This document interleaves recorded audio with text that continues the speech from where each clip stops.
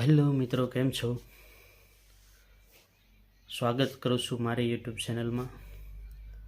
આજે હું આપની સમક્ષ એક ખેડૂતનો 2-3 દુહા રજૂ કરીશ.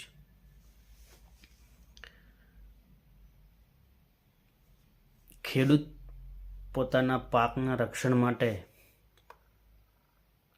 કે પાકને કોઈની નજર ના લાગે એટલા માટે એક સાળીઓ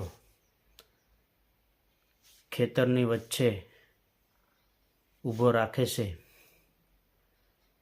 એ સાળિયા ઉપર મેં એક સુંદર મજાનો દુહો લખ્યો છે કે ખેતર વચ્ચે સાળીઓ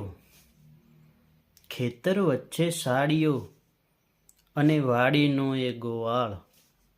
ખેતર વચ્ચે સાળીઓ અને વાડીનો એ ગોવાળ. કોઈને મન શેતાન તો કોઈને મન રખેવાળ.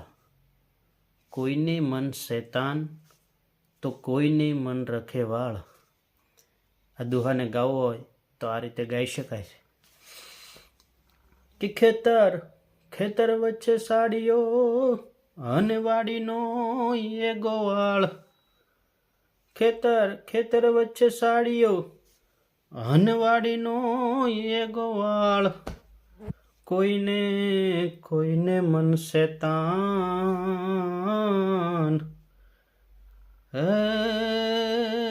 તો કોઈને મન રખેવાળ. કોઈને મન શેતાન તો કોઈને મન રખેવાળ.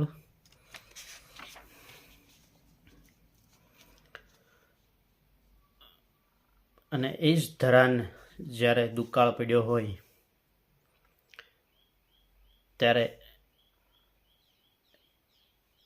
એ દુષ્કાળ ઉપર પણ મેં એક દુહો બનાવ્યો છે કે ખેતર ખાલી વાડિયું ખાલી કૂવોને વાવ. ખેતર ખાલી વાડિયું ખાલી કૂવોને વાવ. પાણી પાણી પાતાળ ગયા ઓલા મેઘ તું વેલો આવ. પાણી પાતાળ ગયા ઓલા મેઘ તું વેલો આવ. કે ખેતર ખાલી વાડિયું હન ખાલી કૂવોને વાવ.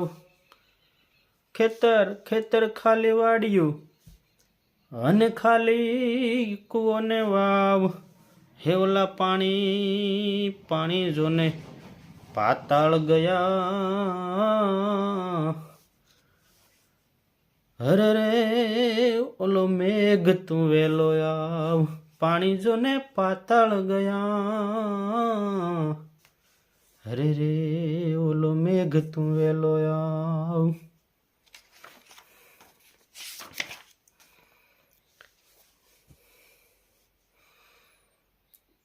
મારા ખેડૂત મિત્રો વધારે ભાગે ઝૂંપડામાં રહેતા હોય. પહેલાં તો રહેતા,